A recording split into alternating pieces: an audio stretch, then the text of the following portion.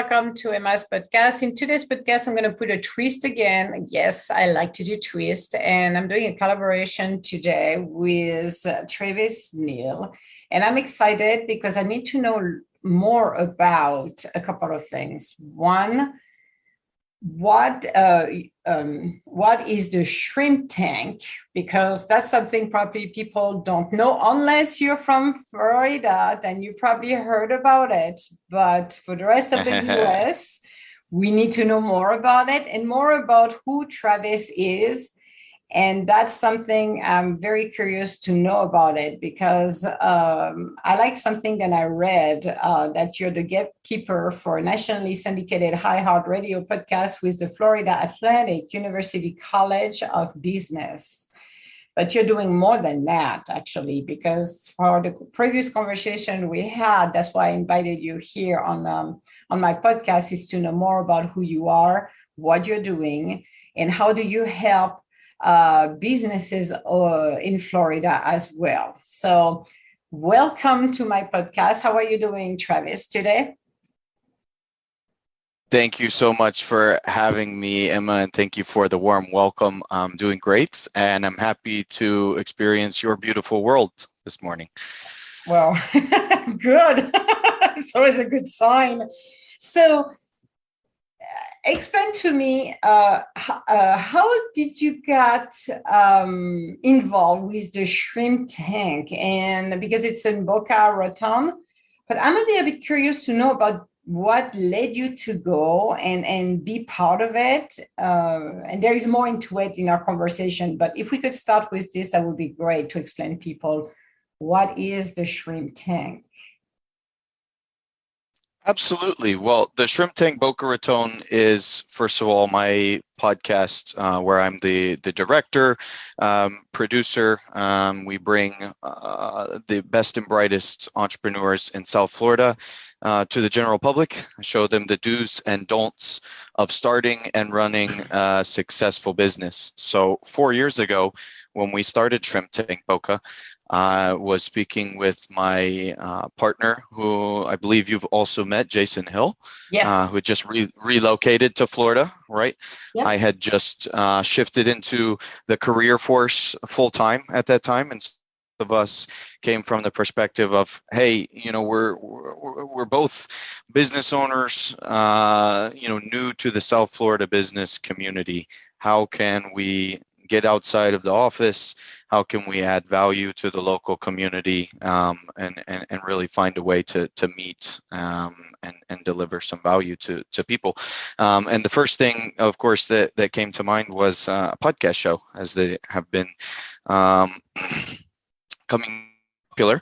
And then, the Shrimp Tank is something that started in one of our business friends over the years. So it's actually in 14 cities now.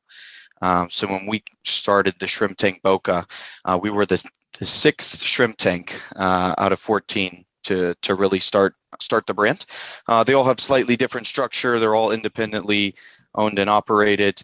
And we really had the idea to pitch the Florida Atlantic University College of Business, the idea of becoming involved with the podcast. So it's the street to my alma mater, spoke to the director of the Adams Center for Entrepreneurship, the director of the Entrepreneurship College at the university, and asked if they would be willing to, donate an hour and a half of their time every week. We would really get all of the equipment, the branding, licensure, and back office, but really just wanted to add some value to the university that was in our backyard. So they said yes. Long story. Over 3.5 years later, we are 191 episodes in and still going each and every week. That's beautiful. That is awesome. So who is the originator of the shrimp tank? Who is the one who created it? So the originator of the Shrimp Tank Atlanta, which was the first, would be Ted Jenkins. So he's a financial advisor. Okay. He runs a financial services practice, Oxygen Financial, as well as about 10 other entities. One is a market to help small business owners. And he's helped to bring that franchise around the country. Oh, that's wonderful. So you have your own business, like you mentioned to us just a minute ago. So the what is the bridge between those two, between your podcast and your business? That's a great question. So my business help business owners and families secure a better financial future through protecting their wealth.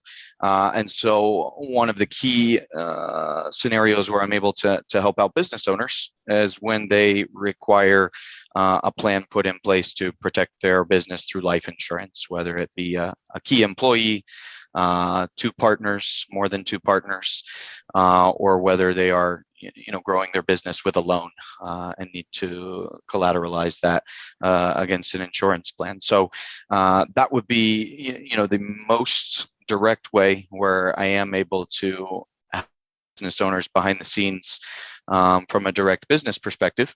Now, how that connects to the show, I would say, in full disclosure, I think that for my business, the show has added a lot of credibility. Right, it gives me a little bit more of a deeper connection to business owners that I meet through my various markets, and can say, hey, I understand what it means to, evaluate your bottom line, to go out and take a business loan, to have to go out and do your own recruiting, wear 10 hats as a small business owner, and also, show the wealth of individuals that have coming in and out of our doors here, and really just connect to business owners that way. So we have helped some of our guests behind the scenes, but that was never really the intention. They are distinct entities and practices, and don't often cross in direct business. But certainly I would say we see the fruits of the show in the core business as well. So you have interviewed a lot of businesses. Have you created kind of repertoire, or are you keeping track of the do's and don'ts from those businesses? And you maybe have a blog, you talk about it, or how do we track it? How do you collect all of that information? Because I'm sure people are interested to know more, and if they don't have much the time, they can listen to your podcast, but they're like, okay, I would like to have something in writing that can help me. Have you ever thought about creating maybe a book or a collaborative book with all of the do's and don'ts that business owners have experienced?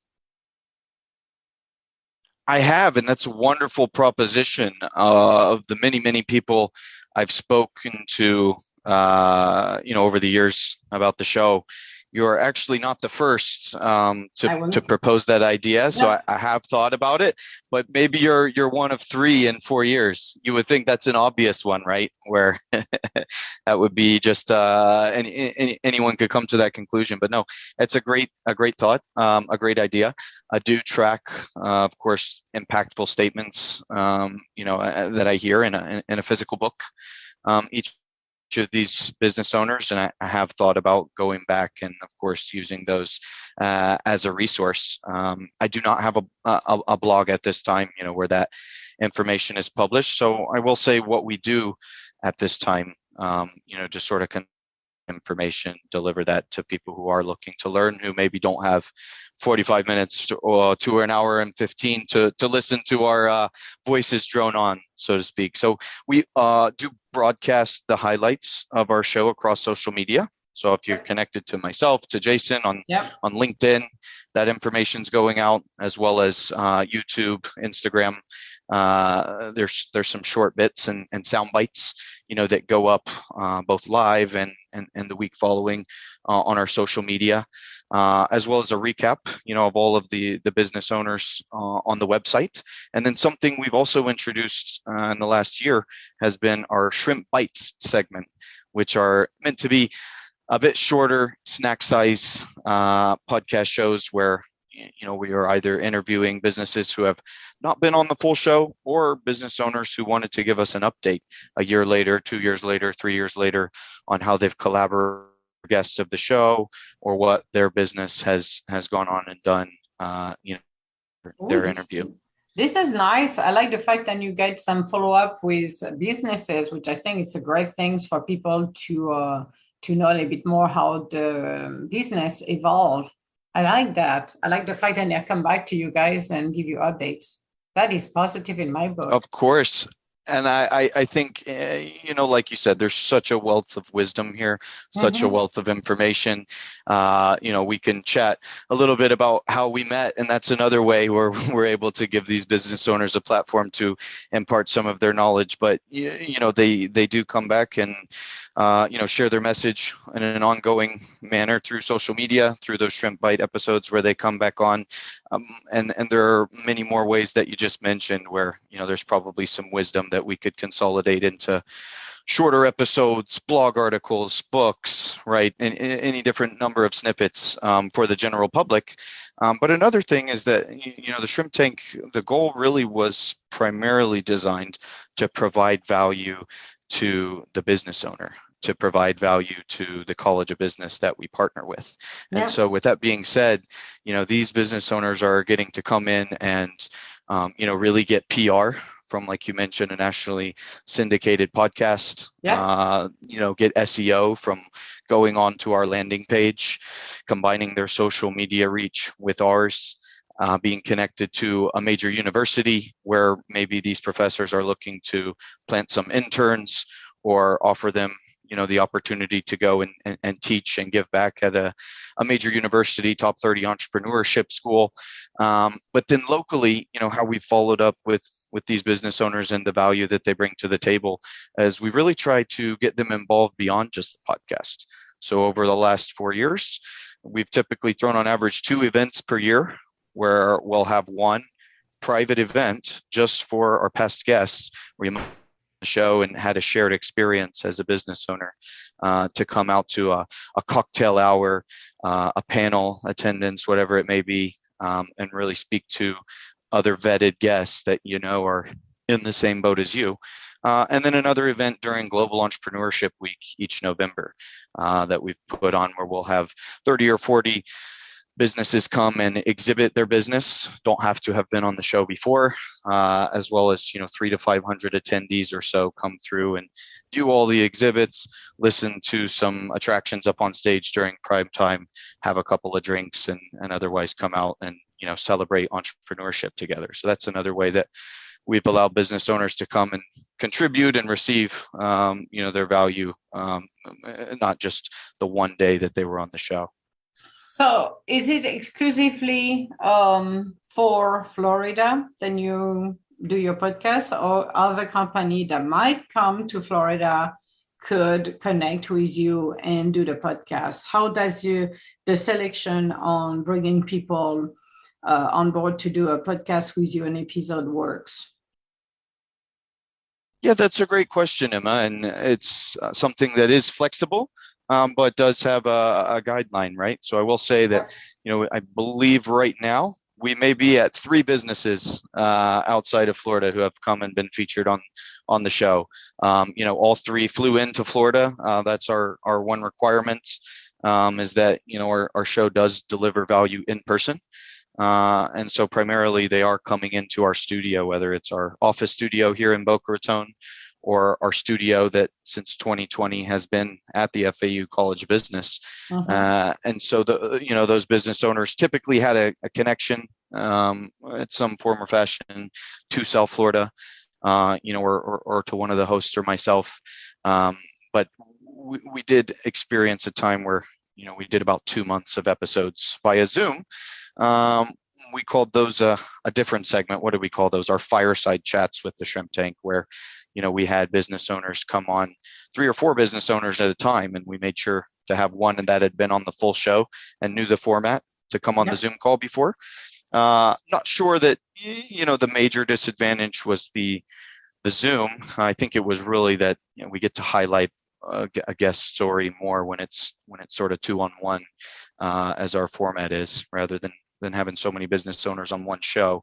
But you can definitely, if you step in to the studio, you have the bright lights on you, or you're in the College of Business setting, you can feel the the atmosphere is a bit different in person, and we try to deliver that experience for every one of our guests that does come on the show in person in Boca Raton. Okay, so if I'm from Florida, I have a business over there, can I contact you to be on your show, or it's only for Boca Raton area? Yeah, absolutely. So that was my point being, if you're willing to I come know in and to that's why I come want. in town to Mhm. do it in person, we're more than Yeah. welcome to speak about, if the show is as a fit for you, and if our show is the fit to tell your story. Yeah, not specifically restricted to South Florida, but again, those rules are bent, by us, and I think we've demonstrated that a lot of the value that we do deliver does go right back into South Florida. So most of our guests just naturally do have at least some sort of connection. They're out here more than just once in a lifetime in South Florida. Is how it usually ends up working out. Yeah, that's what I wanted to make sure, because we talked about people outside of state, and as you mentioned earlier, there is what 11 different shrimp tank across the U.S. So I just wanted to make sure that if I have a business in Florida and I'm interested to meet you, I'm not from Boca Raton, then I wanted to make sure that I could, connect with you and see if we could do a show, because that to me is given an opportunity as well, not only for South Florida, but from every city that might give you in Florida, to give them an opportunity to meet with you and being able to have a podcast and a great conversation and an interview with you. So yes, and that's been our perspective for the last 4 years, right? But as we move forward, the world has been pretty interconnected for the last 20 years or so, but it just continues to be exponential how integrated things are across the country, across the world, right? So I think there's more and more opportunities that come up each and every month to be connected to individuals in remote locations. So how many interviews do you do normally per week or month with different business owners? So that's a great question. We actually do one episode per week, and I've spoken to many, many podcasters over the years. I've seen some who will, stack 2, 3, 4 multiple, recordings in 1 week, and then space them out over the course of, once a week, once every 2 weeks.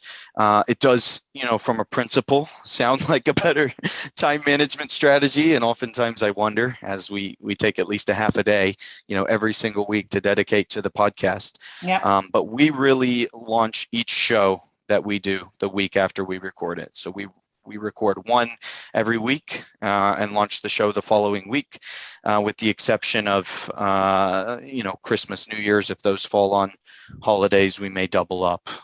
The show does go straight up on our Facebook Live, live and stays there the day of the show. So I have found, I'll say that, many of those business owners that also run podcasts that I've spoken to, that record in advance, sometimes, even though they're able to manage their time, a little bit better that week, I haven't seen them, posting a show at the same time every week or every 2 weeks or every month, even though they're able to kind of double up and, quote, use their time more wisely. Whereas, we have, I believe, maybe missed 3 shows in 4 years.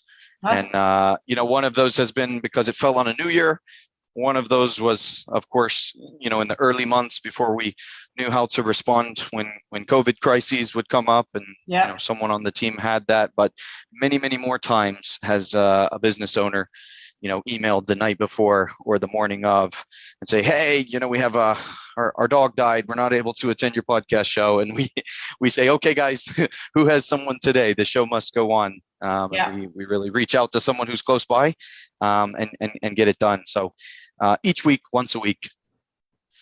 That's a challenging one, especially when you have to, like you said, that I like what you're explaining right now, because it's really showed the behind the scene process of how you're working, guys, because if somebody is unable to make it, then you're going to have to find somebody else's to line up. And as you said, the show must go on. So that's a little bit more challenging at time.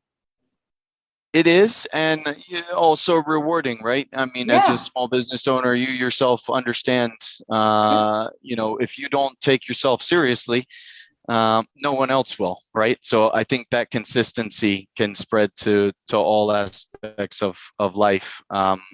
Whether it's your fitness or whether it's your business. There's something about doing something every single year, every single month, every single week, every single day, whatever that particular task requires. That repetition often does more than intensity ever could. Yes, I totally agree with you. And you have to be consistent, especially when you do a podcast to deliver it. This is how, and you know that. And people who do podcasts or doing anything live, even on social media, have to be consistent if you want to have people listening to your podcast. You cannot just do once a while when you feel like it. You need to build up your followers, and especially when you're talking about interviewing business owners that can provide good insight for other individuals who want to start up their business, or they're in the middle of, they're still small enough, but they're struggling. Being able to hear somebody talk about their journey and their insight, their do's and don'ts, is really helpful. So have it on a consistent basis is a good way as well. It keeps everything on track, and it keeps your followers as well. You want to make sure that people have good information at any given time. Absolutely. So now we talked a little bit about this. The question would be for you. So how do you, at the beginning, because you mentioned that you associated yourself with that university, that college. The question would be, how, from interview and talk with those guys, how were you able to start to connect with the community and bring business owners to come to the podcast to do those interviews? How did it all started? So how do we get our guests? Is that essentially the Yeah, at the question? beginning, and now I'm sure now they know At you the a little bit beginning, more, but at the yes, beginning, great I'm question. curious. And that's something that we try to ask all of our business owners as well when we ask them how they started their business, right? It's like, well, we don't necessarily want our younger business owners with younger businesses to learn how you get your clients, your customers now, right? Sure, you got that down. What were the first 2 years like? What were the first 60 days, 90 days when Yeah. you had no capital and you risked it all on the board? So I certainly understand, trying to look back from the beginning and tell people. So I will, as some of our guests give us the fortunate opportunity to really tell us exactly what that's like, and others evade the question, keep the secret sauce. I'll spill it all on the table, of course. The two directors of the Entrepreneurship Center at this university have been well connected with the university for a number of years. So the director does research in family business, and he has been the director for 7 years at that school. So that department has both entrepreneurship boot camps, one for veterans, one for non-veterans, Okay. as well as a business plan competition where students who are seniors or graduate level students can enter in and receive $20,000 of non-equity startup capital each year. Nice. So through those programs, Director Roland Kidwell has had a wheelhouse of young businesses.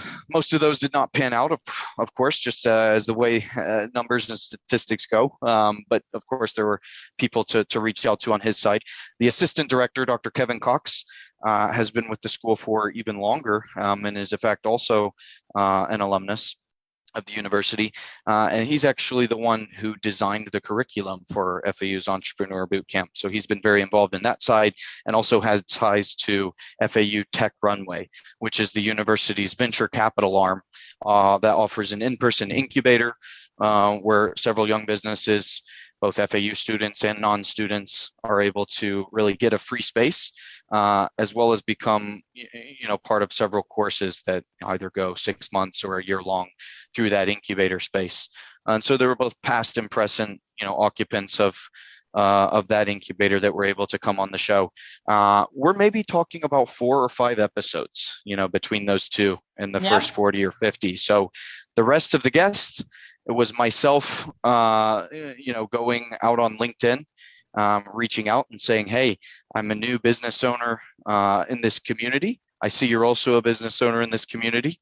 I think we may have some synergies. I'd love to connect and hear about, what you currently need for your business right now, and really just start a conversation that way with strangers on social media, rather than saying, hey, I've got the greatest idea for this next new podcast. Would you like to come on? And copy paste. It was more, trying to start relationships and listen to people.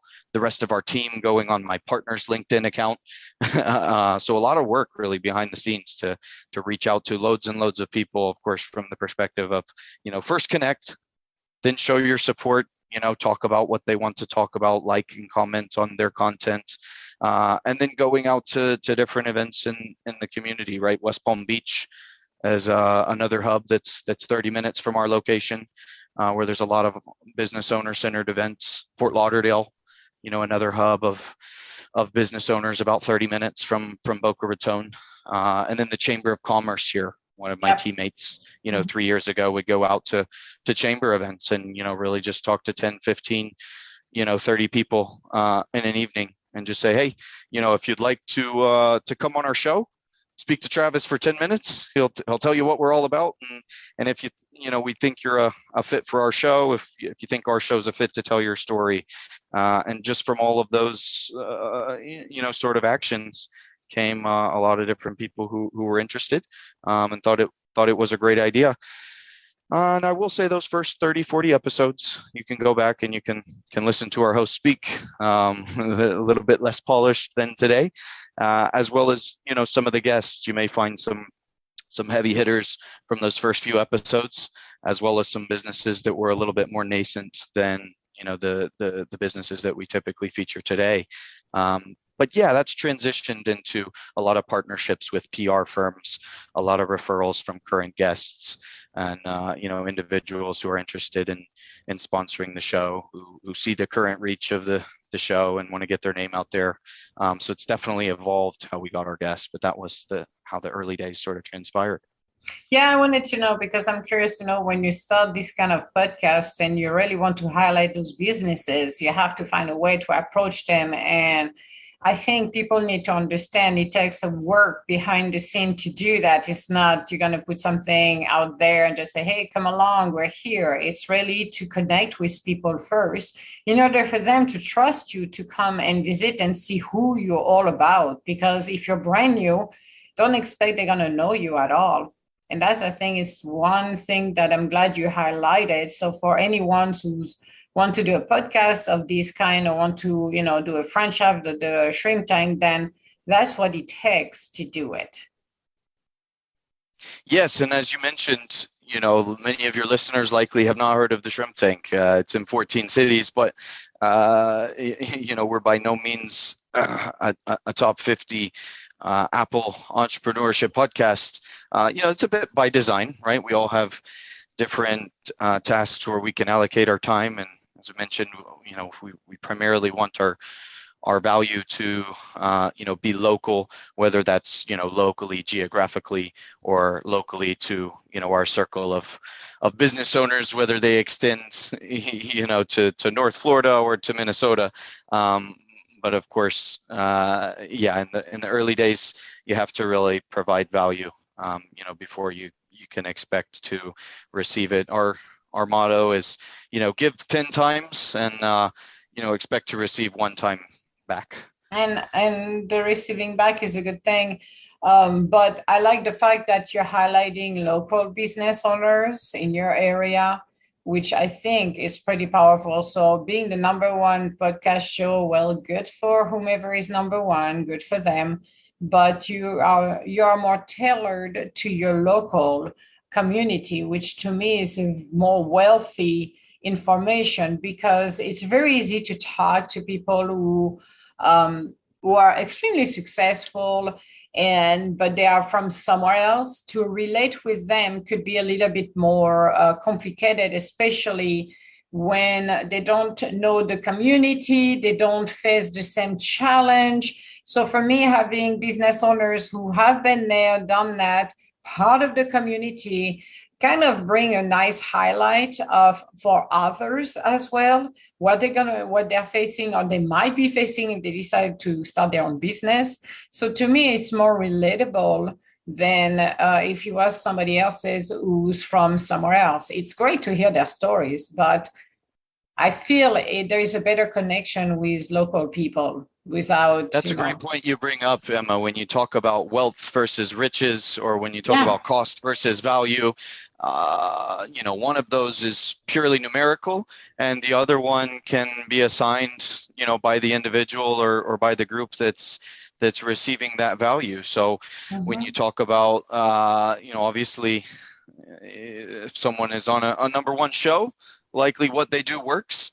But as you mentioned, getting to interview someone in your network or getting to interview someone locally, you're able to really feel their story because they went through similar experiences, right? It's someone who you can go out and then support their business moving forward because they're down the street, or you have a personal attachment from spending 2 hours with that individual or that person's team.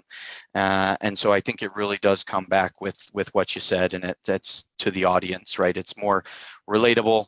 It's something where, yeah, if I'm listening to someone on the Shark Tank, right? I'm like, oh well, that's another story also, right? Because we Yep. all know that what goes on behind the scenes on that show is not exactly how it transpires when they trim it down. But if you hear someone on the number one podcast show, you're going to say, oh, that's great. What can I pick personality traits, business traits that person uses to Yep. really try and make myself a better person, better business owner.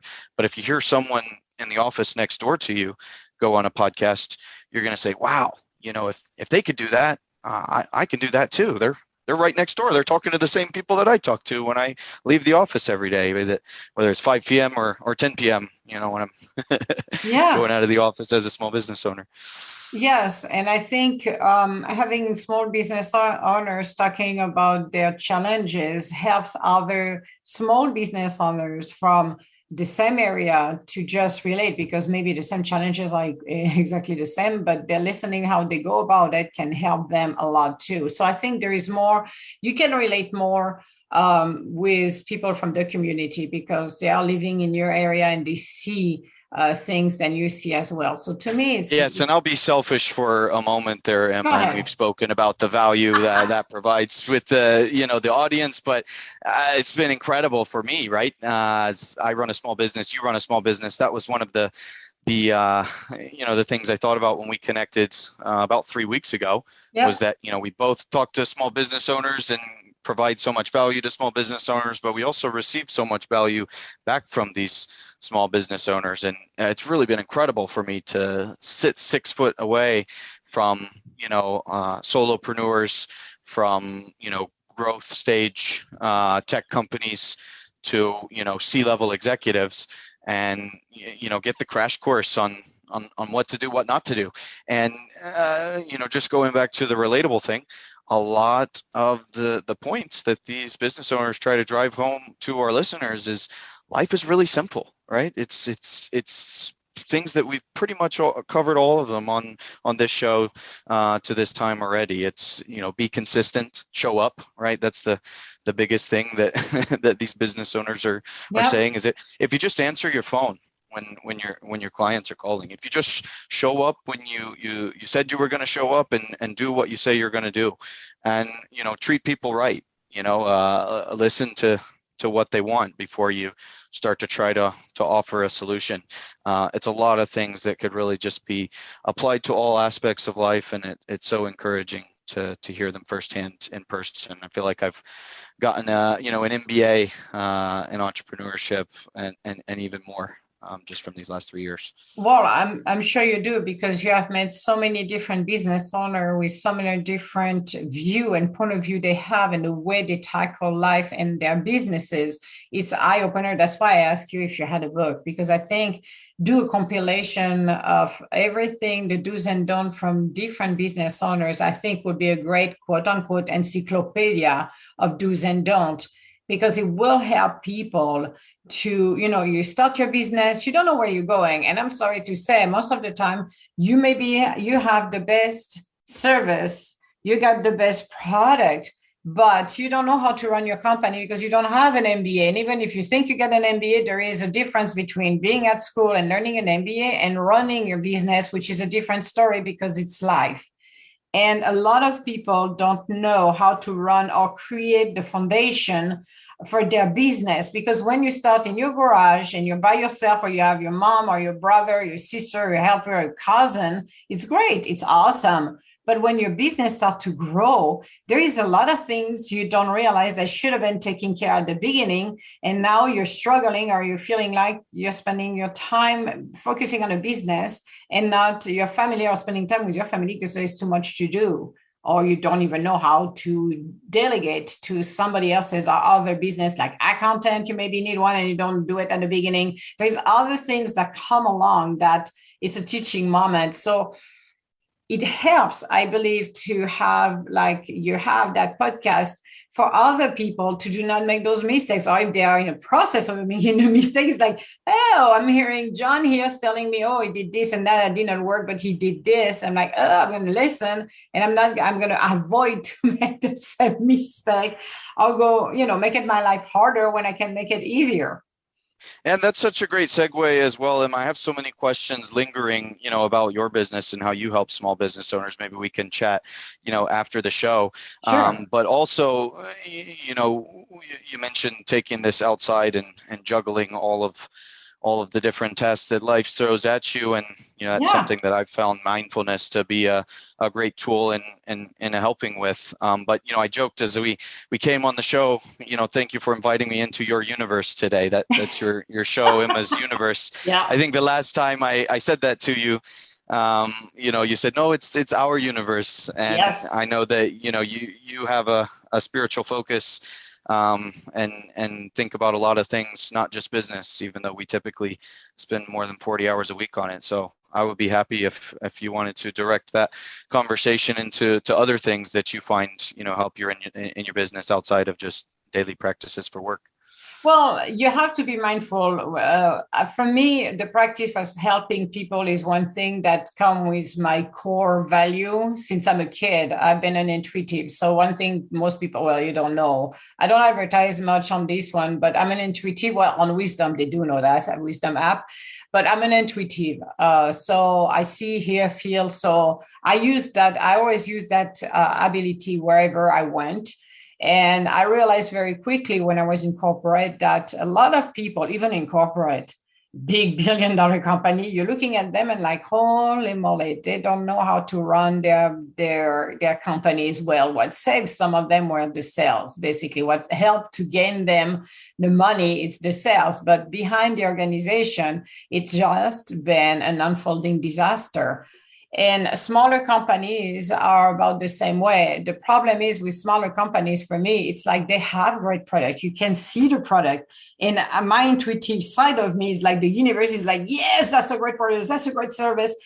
But they don't know how to move it out of where they are, because the business wants to grow. Companies want to grow, and they have a hard time because they don't know how, or they have the wrong people in the leadership position, or they don't know how to market themselves. They don't know how to convey their message. So there is a lot of things I've seen in smaller companies that could work better, or medium or big one, and it doesn't happen. One of them that a few years ago, I was hired actually full-time. And when I walked in, the first thought I had, I said, okay, they said to me they were $8 million company. And the universe and myself said, no, you should be a $50 million company. What is wrong with this?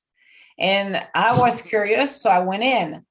And I realized very quickly, start from the top. So the person on the top, which was the president of the company, had his own, this is your company. This is where the way you think, the way you run it will be a reflection at the end of the day. The company is a reflection of yourself. But the person running the company wasn't open-minded to make any changes. So that company never grew at the end of the day. And that's quite sad when you see the possibility on the product that save life, that help people. It's like, oh my God, those are missed opportunities.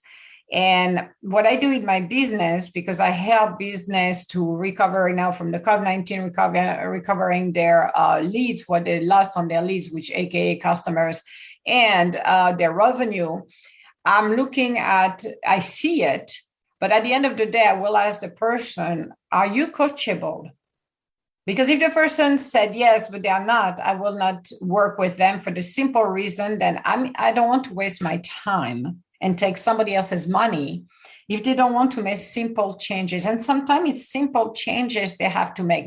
We don't ask to change everything. It's just simple little changes that will help them to grow. And you have to be mindful. You have to see this. And a lot of companies are worthy. I've seen people who have great ideas and can start companies and will bring them to their life purpose. It's not all about making the money.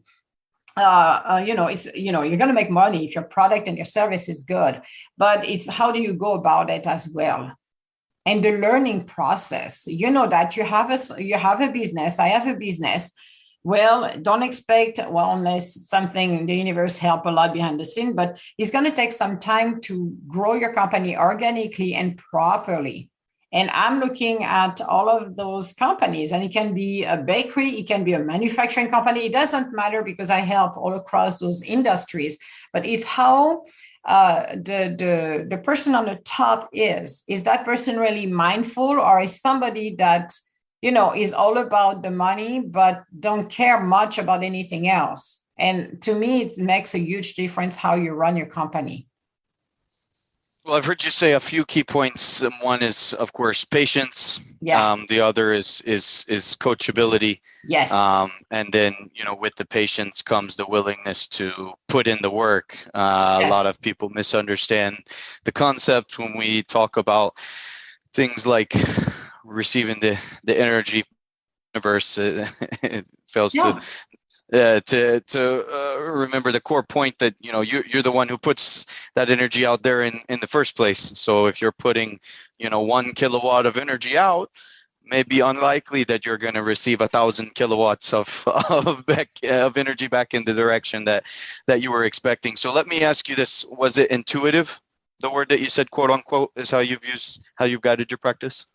I'm an intuitive. So I'm somebody who sees intuitive. Well, you can call it psychic. I don't use the word psychic because the reason the word psychic has been so much used and abused that I don't use that word, but I'm an intuitive. I'm born since I'm little, I've been an intuitive. So it's part of who I am. But I helped people because I see accelerated things. I push things in a positive way when I see people are willing to do it, and I will help people and companies to do that without a problem. But my key for me is essentially are you coachable? Are you somebody who's willing to because you know what? Even if you're a business owner, even myself, if I need to modify and adapt, I'm going to adapt because I don't have the full science of everything. I can ask the universe all the time, but the universe will bring me the people that I need. But I need to be open to receive. If I'm not open to hear and receive, then it's not going to work. Then it's going to stay stale. And that's not the game here. And I do the same with the business owner. When I talk with them, I will know right away if the person is coachable or not. But I'm going to ask them at the end of the day. You have to commit. If you have a company, you believe in your product, you believe in your services, you have to commit to it. You're married to it, then you want it or not. That's about it in my book. You have to commit. I commit to everything I have done in my life. And sometimes you don't know what's going to happen next, but you go in that journey. I call it as a student of life, and you're learning. And the more you learn, the more opportunities going to open to you, and the better you're going to adapt your company and yourself, and you're going to continue to grow and mature. Your company, your business, your service wants to grow because it needs to go to people who need it.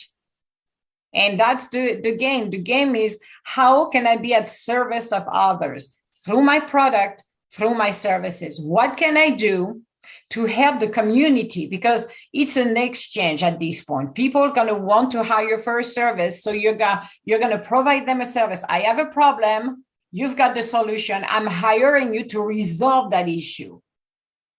Or you buy the product to resolve it. Yes, I thought you said intuitive. I had a hunch. That's a major theme for you, but you have such a lovely accent. You're Italian, but your accent is French. Did we say last time we spoke? It's Italian, French, mix of Portuguese, Spanish, and every other language I spoke. It's like a cocktail. Wonderful. An accent cocktail. I love it. Yes, and that's such a wonderful principle, isn't it? About the openness, needing to be open to receive, the opportunity that's in front of you to help your clients. I mean, it just connotates that, it's there. It's already yours. All you have to do is be willing, right? Exactly. It's such a small price to pay, but I think naturally our minds are closed. And so it's very simple, but it's very, very difficult for us. And it ends up being that way for many people for all of their lives. So you mentioned that many successful business owners, their sales or their marketing tactics may be what drove their business to their success, but a lot of that was intuitive for them.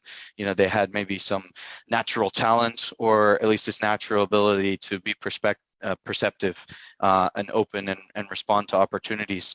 So my question for you is, Emma, do you tell your listeners that intuition is something that you're either born with it or you're not, or is it something that you can increase and grow your own intuition?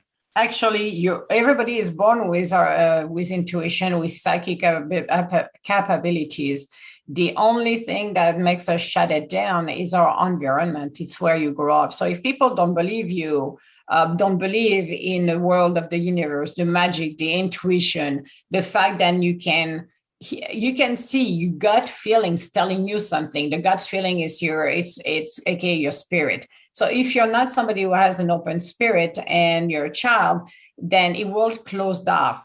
But it doesn't mean it's closed off forever, because there is what we call the awakening that will happen later on in your life. So if you're somebody who follow your instinct, I always said, if your instinct said no, or you have a doubt, don't do it, and follow your instinct. Listen to that little voice, not the loud one, because the loud one is your ego, but the little voice who's whispering in the back of your ears, telling you, no, don't do that. Yes, do it.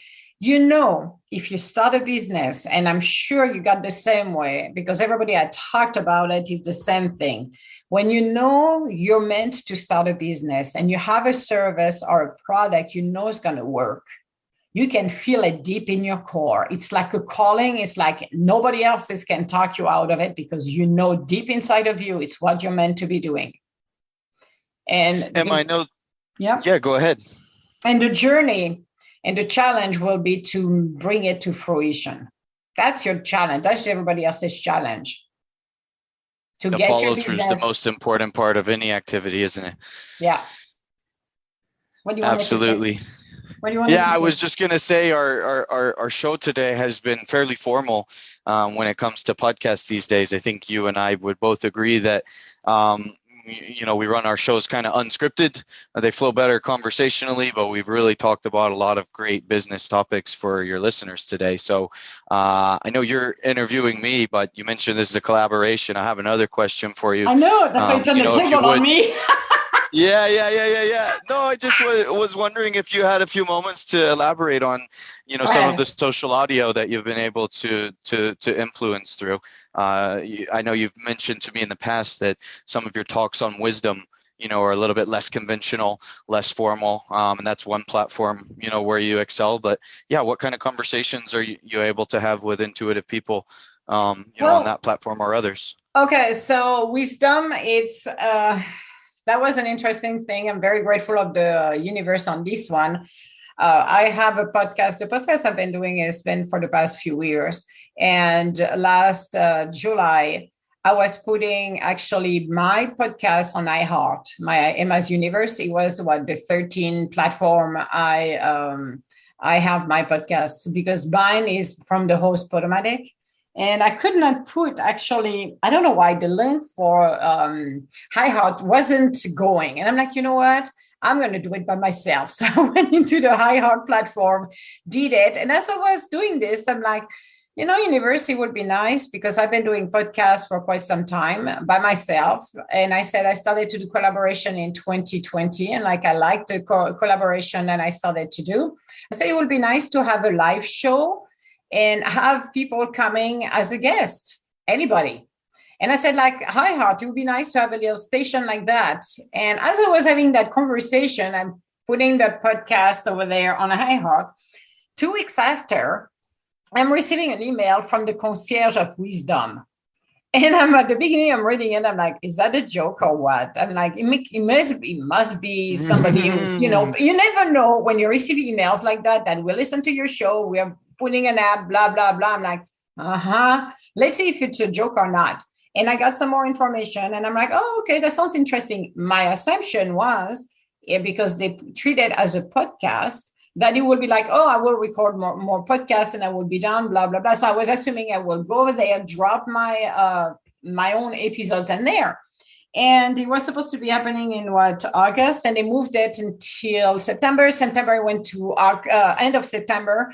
I finally received the beta test for Wisdom, and I didn't touch it. It was on a Tuesday. I touched it on Thursdays, and that Thursday, and I'm like, okay, let's see what it is. And I'm looking at it. I'm like, okay, cool. We're going to do a show, blah, blah, blah, whatever. And I see the microphone. I'm like, okay, I'm going to record in there. Click on the microphone, do the tag, blah, blah, switch to go. And this is where I realized the word live. And crickets from Emma. Nothing, no word, nothing. 2 seconds. I shut down this. I'm like, started to laugh for about 15, 20 minutes, almost, I'm going to say, pee on myself. I'm like, are you freaking kidding me, universe? You're telling me I'm live? That's mean it is not recorded. It's mean there's people who's going to come live and listen to it. So after I'm done laughing, scared to death, I'm like, oh my God, I'm not prepared for that. But the universe always tell you you're prepared, even if you don't think so. So I had 2 options. One was, I'm not going to talk anymore. I will never be a host on Wisdom. Or 2, pick up one of my blog and read it the first minute, minute and a half, like I normally do with my regular podcast, and start to talk, let the universe talk through me. So that's what I did. I went back, and the first episode was Metamorphosis, actually. And I talked, and people started to listen. This was only the beta phase. It wasn't yet open to everybody on iTunes, because it's only right now for Apple. It's coming soon. I don't know when they're going to release for Google Play, but they should be releasing it this month or something like that. So the following Tuesday, this is where the full release was. In the meantime, I met somebody, his name is Sammy, and he had such a bad day. It was a Friday, the following day. He was explaining he wasn't funny, but I laughed so hard when I listened to him, because he was like, oh my God, this is a day from hell. And I got as a host, as a guest on his show. And for 2 hours, we talked. And at the end of the show, he was laughing so hard. I'm like, this is good. Then again on Sunday, got a hold of him. He got again another bad day.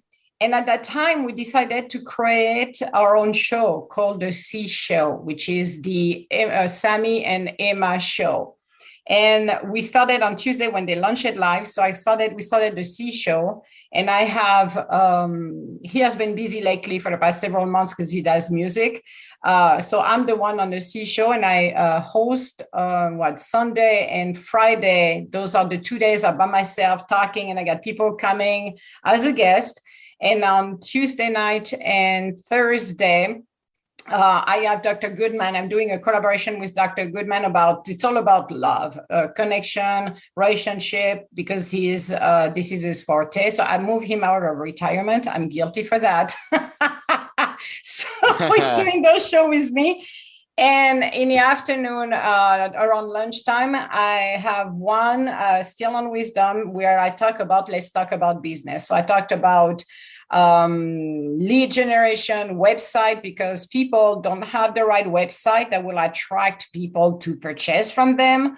So I'm talking about this. I'm talking about sales, different kind of sales you can do for your business. So I'm giving some information for free for people who have their own business, and if they're struggling to figure it out, what doesn't work, and show them how you can increase your sales, how you do your leads, how you can modify your website, and example as well. So that's what I do on Wisdom. I'm pretty active over there, and I love it because one thing that I realize as well, and probably like you did, is communication. Communication is a skill set we all need to continue to learn. And for me, doing podcast and now Wisdom Live, Wisdom has really helped me to continue to elevate that communication level with people. So that's what I like to do. Absolutely. And we talked about access to information, right? Some people don't Yes. have the luxury to spend 2 Yes. hours with us. Sometimes it's nice to be able to pop into a room you've been invited to really, glean some wisdom. No, I do no pun with, intended, for yeah. someone just for a few moments. So did you skip the whole clubhouse Oh, sort of I did not, buzz? well, let me say this. I didn't know Clubhouse existed, to be honest with you. I started straight on Wisdom because I got contacted by Wisdom directly. So that's why I end up Right. there. I Directly from have, the concierge. yeah, I know. I thought it was a joke at the beginning. I'm like, my God, the concierge. I'm serious. And it was Mark, the concierge of Wisdom. I'm like, really? And I say, is that a joke? Is it something that I hacked somewhere? Did I miss something? I'm like, you listen to me. Okay. Yeah, they wanted me to be a top mentor. So I'm a top mentor over there. But Clubhouse, I discovered afterwards. I have not been there. I have my password, I have everything, but I have to create a room, which I have not done yet. And I think the way to navigate Clubhouse is a little bit more different and cumbersome than it is with Wisdom. Is very, very simple to go in, listen, get your own show. I think in order to do that on Clubhouse, you need to be connected with people, and it's a little bit different. But I'm going to start Clubhouse because I want to link actually Wisdom with Clubhouse. So when I talk on Wisdom, then people on Clubhouse can know that and go to the room and listen to it.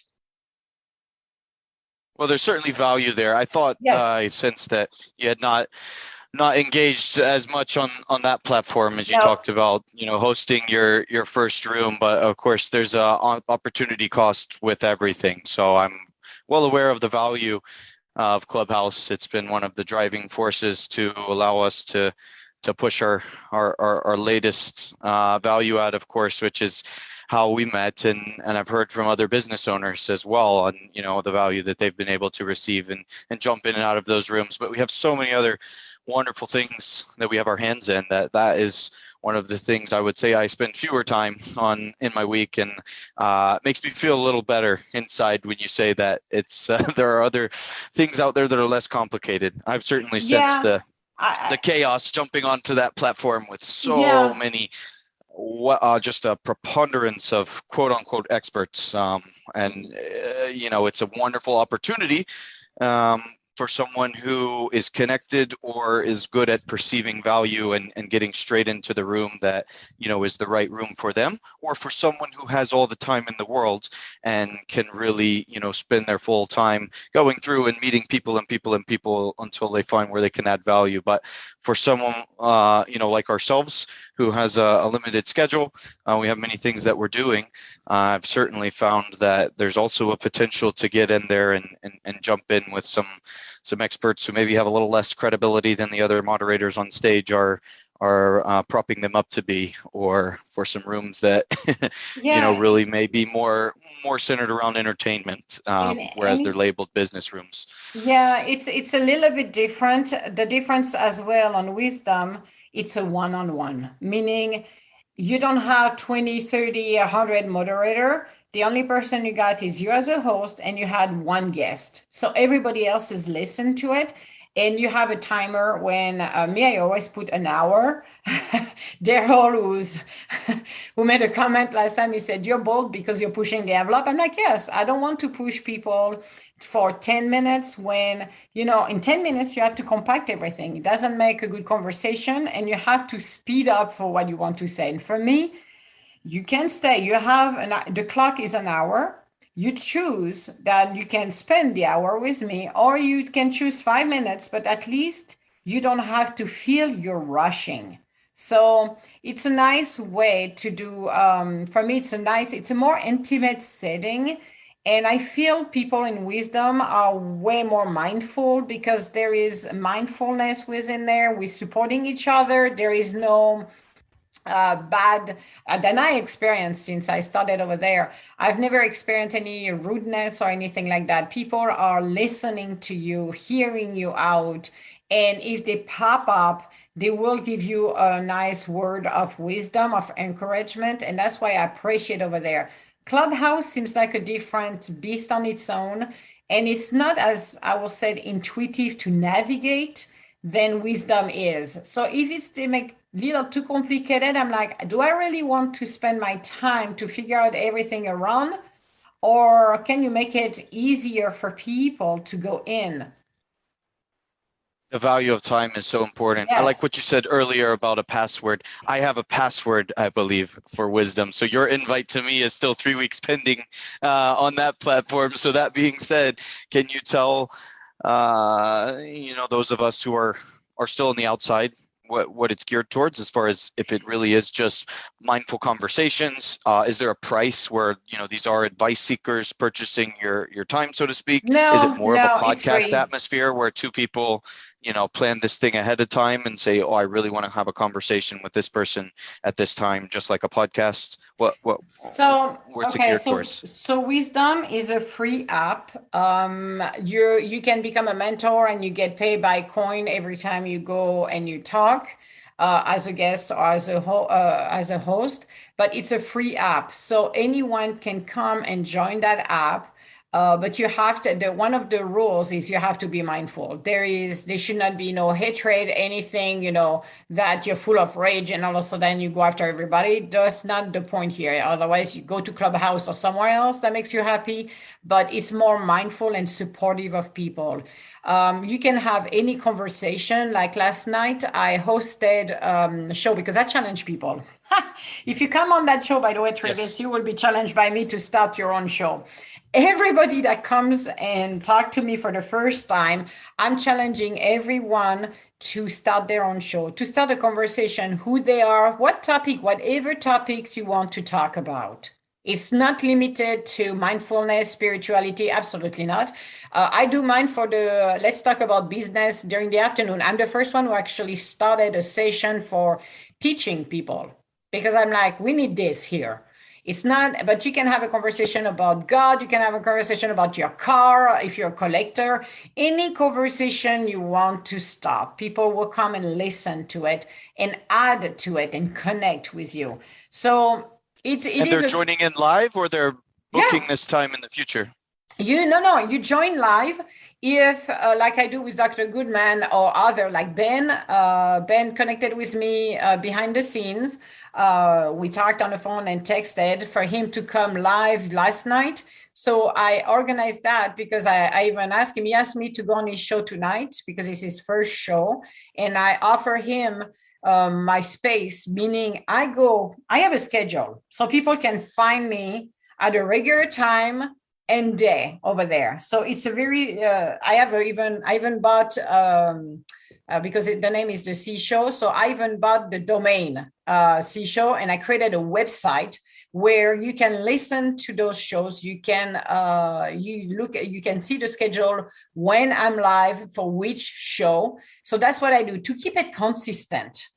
Otherwise, you don't build up your audience. The people, I have people coming, even if I plug in, you follow me every time I'm going live or I talked to a guest, then people will know where I'm at and they can follow me and listen to the chat. Then I'm as a guest or a Just to host. reiterate, one guest at a time can step into Yes, your platform yes, and hold a yes, mindful conversation with you. yes, Wonderful. Yeah, that we talked, a lot about the different advantages of social audio, and as you mentioned, it's new to all of us still yeah, at this time. So, um, we connected over social audio ourselves, yes, we did. and You want to and talk about and owl? that's yeah, I would love to. That's something Please where we kind do. of sense that, yeah, thank you for the opportunity. I mean, we Yes. sense the chaos of Clubhouse could really be driven to add value to people's time better by pairing up intentional conversations, where you say, hey, I'm placing value on this conversation. I'm cutting through all of the weeds, all of the noise, Yeah. and this person wants to talk to this person one-on-one audio. How has your experience been on Owl so far? Owl is a great app. It's amazing because you're able, like we did, where you're able to go and talk to an expert. I think it's a great way, like Jason said, and I agree with him. It's like LinkedIn meet Master Chef class, and it's an amazing app that's going to help a lot of people. I feel that being connected with social media in this way of one-on-one and talk to somebody and connect with them for inquiring about something, you got a problem, or you want to know a little bit more about a specific topic and that person can help you. It's great to have masters at your disposition. And the way it is done to me is amazing. It's better than anything else. I really like that app. Do you want to explain what OWL is for people? Yeah, you don't have to thank you for the kind words, even though I am involved, of course, in the design team for the platform. But Owl essentially allows advice seekers to connect instantly on a one-on-one voice call with an expert in the field that they are seeking wisdom. It does so by putting the power of time in the hands of the advice giver or the owl, meaning that they can only be called while they are online, and they get to set the time that they are online, as well as the cost for a starting 10-minute call. If someone is a leading expert in their field, they're constantly getting bombarded on LinkedIn. Maybe they are maximizing other platforms like Masterclass or Clarity, or they are feel they're not making the best utilization of their time on other platforms, or they just want to be able to get back and connect and make a difference in people's lives personally one-on-one. They can really say, yeah, for 1 hour a day, 4 hours a month, or once a year, hey, I'm going online for the next hour. The next 6 people to call me will get 10 minutes of my time, and you can really filter through the app by the areas of expertise that you'd like to seek wisdom in. But I think as you mentioned, it does provide a way to cut out some of the white noise, and really get down to the nitty gritty, the value, of course, of the expert's time, but also the advice seeker's time, right? Because Yeah. if you really have something that's on your brain, where you're saying, I have this issue, I haven't been able to solve this issue for some time, rather than spend the rest of my afternoon away from my work on Google, or waiting 1 week to book an expert's time in the future for platforms that are very prevalent out there. I really just need an answer now. I need it from someone who's gone and done what I'm looking to do before. So that's really the idea behind Owl, and I'm glad you're able It's to it's find a use for it amongst all of the other platforms where you're delivering your value. Well, I do, and what I appreciate with Al as well is the fact that as an expert, if you put your timers on, then you shut off the app, then you receive the calls, which make it easier. But I appreciated the connection because to me, This app should have existed a long time ago, actually, and that would have helped more people. But we're going to be able to help people because most of the time you don't know where to find an expert and what kind of expert do you have, that can answer those questions. What I like when I spoke with Jason is the way what do you call it?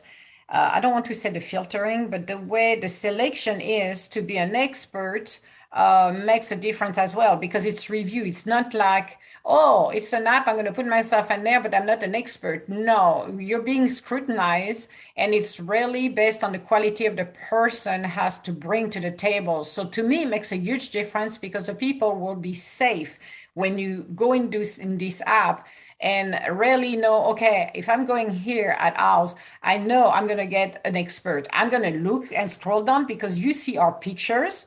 So there is no robots or anything like that. You can see our profile and you see what we are bringing to the table. So if you want the right expert, then maybe you're going to look at business and you get 2 or 3 person. You're like, well, I like that person right here. Let's see what that person does.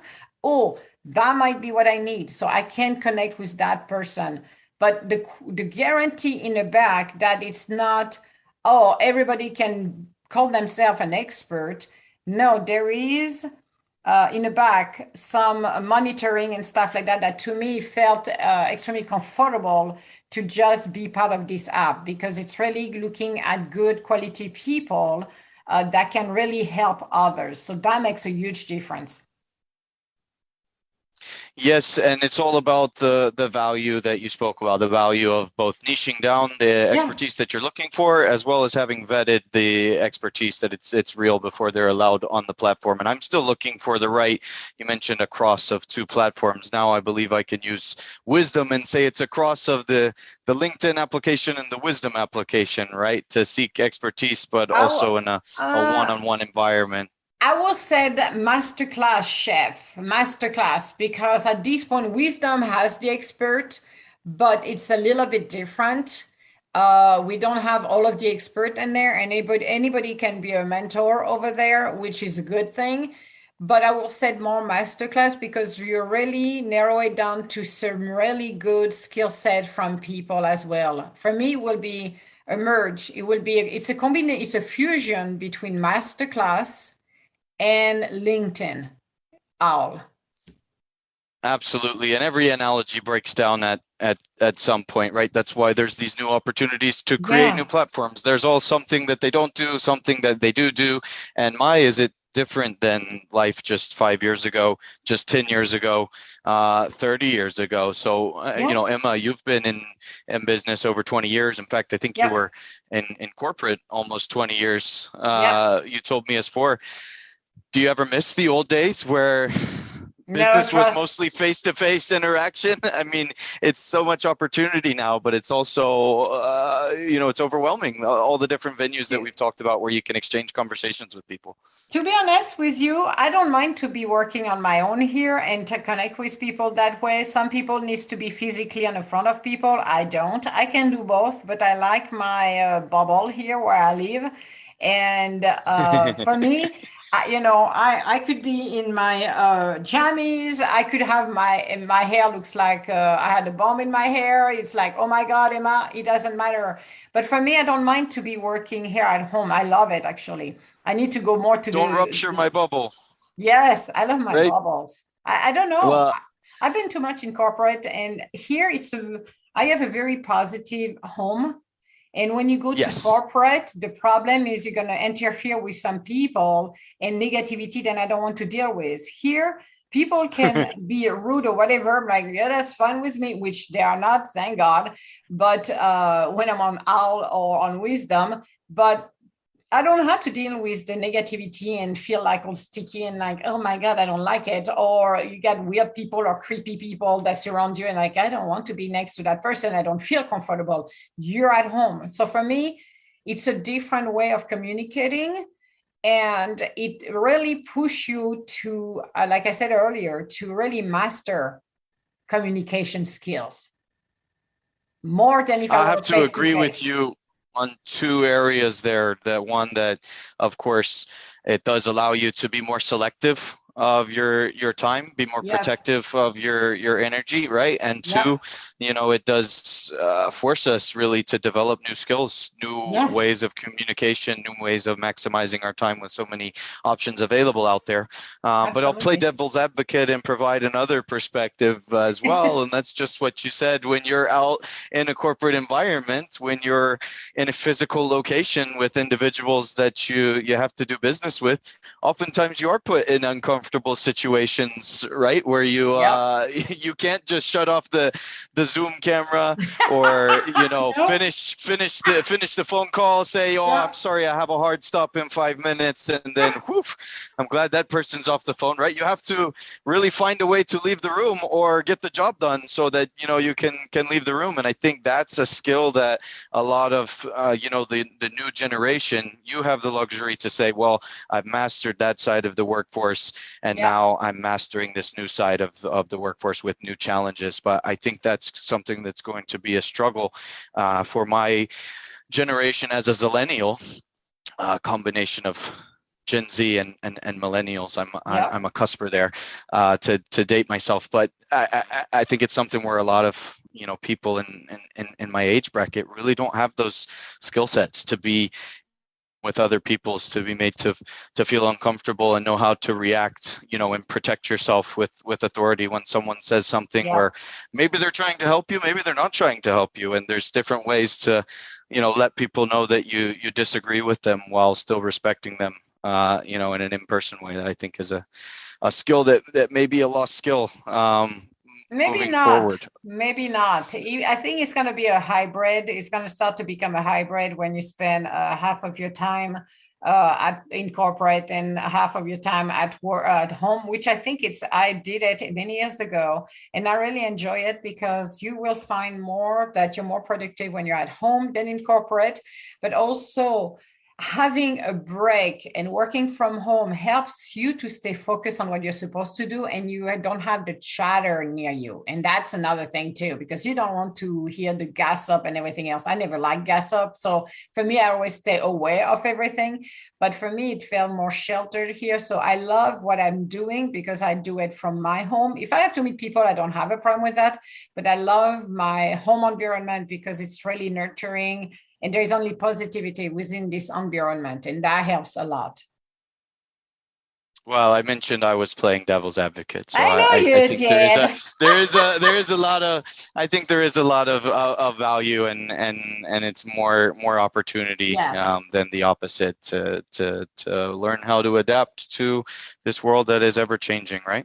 Oh, yes, we're changing, and we're never going to go back to where we were before COVID. So I think people have to understand that. And I think most people are starting to realize that and getting used to it, which is not been easy for a lot of people. For me, it was just like, hey, I'm fine. I can be confined for 6 months in my house. I'm fine. I just go out with my dogs and we're fine. So, Well, on that topic, yes. what kind of dogs do you have, Emma? I have a Chesapeake Bay mixed, what is it, Sharpei, and is more on the smaller size because they are both rescue. So their growth got altered because they were in a very poor condition, both of them. And the other one is a boxer mix lab pointer. And people think she's a pit bull, which she is not. So that's again, it's another thing too. People don't recognize that, but she's black and white and got some of the marking that you see for pitbull, and people are assuming. I'm like, no, she's not. She's a great skill hunter, but she's not. She's stubborn too. But yeah, they're good. Yes, They're gonna the be pretty labs soon. and the pointers. Oh, Yeah, they yeah. definitely have those qualities. That's Yes. so sweet. Do you have dogs? Well, talking about working remote, it's less important now more than ever where you are headquartered. And with that being said, there's opportunity to stay where you are. There's opportunity to relocate, because you can work remote. So we chatted before, and you asked me to speak a little bit about businesses that are moving Yes. to South Florida. Would you like to speak a little Yes. bit about that? Yes. Can you share a little bit about that? Because we talked about it because of the weather. The first talk we had, it was very cold. It's still cold here. But what, because it feels like you guys are looking to bring more people, more businesses into South Florida. Am I correct? Well, that was my first thought was the beautiful weather here in Florida today about this topic when you said, you really have so many choices today to do what Yes. suits your business best. So if geographic location is not an issue, then I would highly recommend this place to move down to. So of course, I love helping small businesses. I really have a passion for the South Florida area. So as businesses move here and grow, and I'm able to help them grow, of course that helps me and helps them. But we've also met other individuals along the way who are seeking to actively bring businesses to South Florida as well. So starting with Boca Raton, which is where FAU is located, which is where my office is located. There are companies that continue to relocate to Boca. In fact, the Boca Raton City of Economic Development has a department that incentivizes businesses to move specifically to the Boca Raton area. In fact, based on the number of jobs that they're able to bring in or the capital investment into the community, the city's actually able to offer economic incentives to bring businesses in. And then they also have different resources through the cities through consulting opportunities, permitting, professional networking, and ceremonies hosted by the city to really welcome businesses into the town. So Jessica Del Vecchio is the leader over there at the Economic Development Department. She can be reached at economic development at myboca.us if you're looking specifically to come to this city. And we have the Boca Raton Innovation Campus here, which is a big center for business. It was the old IBM campus where the personal computer was founded, and it is now 5,000 tenant campus with many, many different businesses right here in the heart of Boca Raton. But South Florida in general is three counties, Miami-Dade County, Broward Yep. County, and Palm Beach County, where we're located, and it's becoming more and more of a center for business as entrepreneurs, come and make their way and bring their headquarters here. Nova Southeastern University is sort of right in the middle in Broward County, and they have just renovated their Center for Innovation. Just put about over $20 million into that location. They've now brought in liaisons from 7 different countries, including, Peru and the United Arab Emirates, where businesses who are going through that incubator are, connected with municipal authorities across the world to see how they can incorporate their business internationally, as well as providing entrepreneurs some resources right there in the center of Tri-County. And then Miami, lastly, as well, has seen a pretty big shift of not only businesses, but specifically tech companies moving from places like California, Silicon Valley, and Chicago down to Miami, which historically the city has not traditionally been known for. So Mayor Suarez of Miami, tweeted an individual who put on Twitter about 2 years ago, "Let's move Silicon Valley to Miami." And now we have T-shirts with his tweet on it that says, "How can I help?" So that was something that started a revolution. It got many impressions on that social media platform, and he ended up spending more time on Twitter than any politician in my personal viewpoint should, but a lot of good things came of it.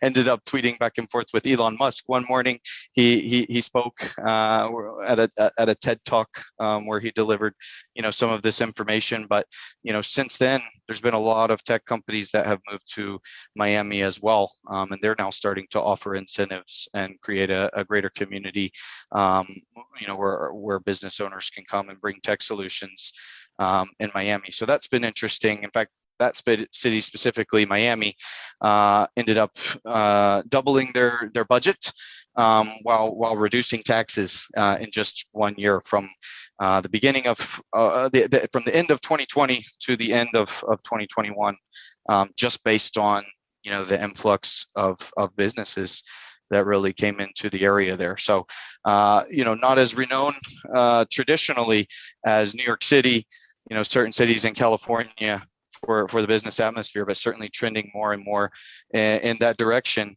I would invite you, if you're looking to spend more time in that weather that you're familiar with, or if any of your clients are looking to relocate it, I will put that plug in for the location, South Florida.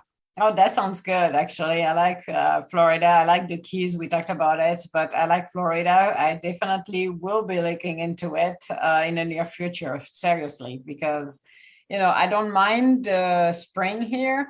Summer, it depends on the mosquito, because the mosquitoes are pretty aggressive around here. But when it comes down to winter, no, it's becoming too cold and too cold. And I don't know, I come to a point, it's like, no, I want warmth. So I will definitely be looking for maybe do a hybrid, spend half the time here, half the time over there. But I will be looking probably something in the near future.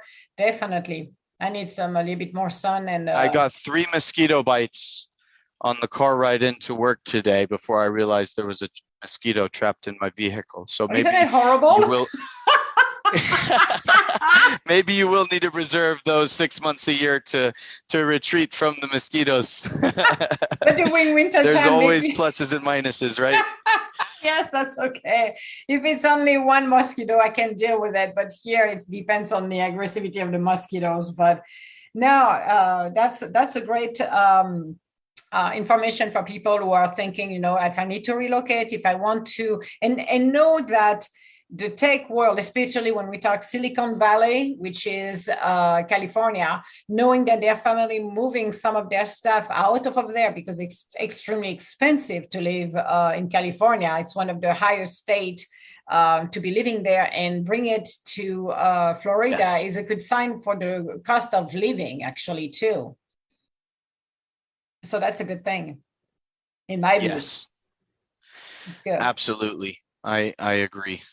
So, but that is wonderful. Well, thank you for taking the time, to out of your day. I know you're super busy. That you did with me this morning. You did not answer a question. We talk about dogs. I asked you, but you didn't heard me. Oh, my fault. Do you have? No, it's all good. Don't worry. Do you have dogs? Do you have pets too?